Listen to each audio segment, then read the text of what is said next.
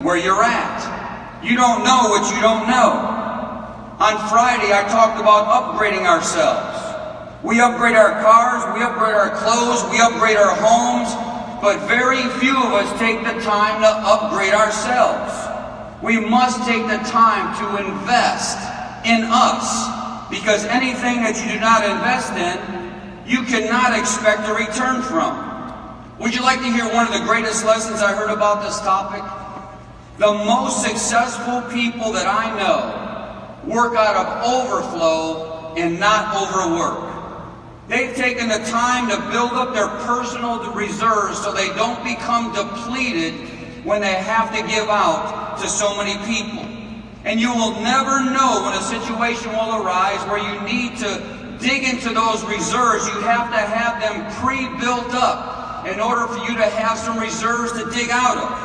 Because what you have inside of you will always come out with some situation that may show up. And I just saw a very short video a couple weeks ago that shows and showcases a mom that took the time to build up her reserves when the time was needed for her to build up her son. And I want you to watch this video right now.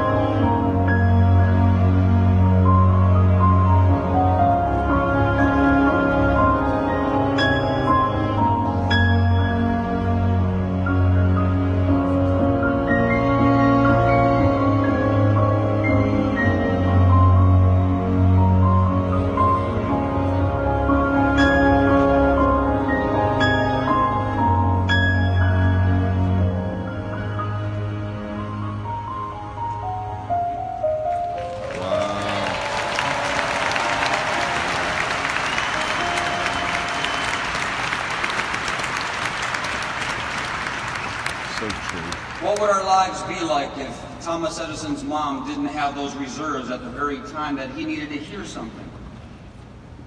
We would not be enjoying this weekend. There would be no lights. There would be no electricity.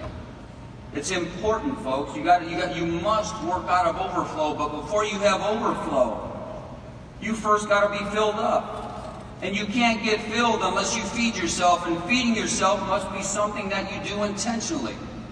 Warren Buffett to this day reads 500 pages a day. Bill Gates goes on reading vacations. Mark Zuckerberg has a once-a-week book club where now he has 2 million followers on Facebook. So it's important that you feed your mind the right stuff. Would it be too much to ask of you to read 10 pages of a good book a day? Would that be too much? How many of you would have time to read 10 pages of something good a day? Now look, I'm not talking about People magazine. I'm not talking about the National Enquirer. I'm talking about 10 pages of a good book a day.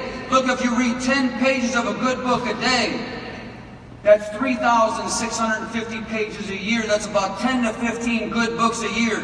Do you think that you would think a little bit better 12 months from now if you read 10 to 15 good books in 2018?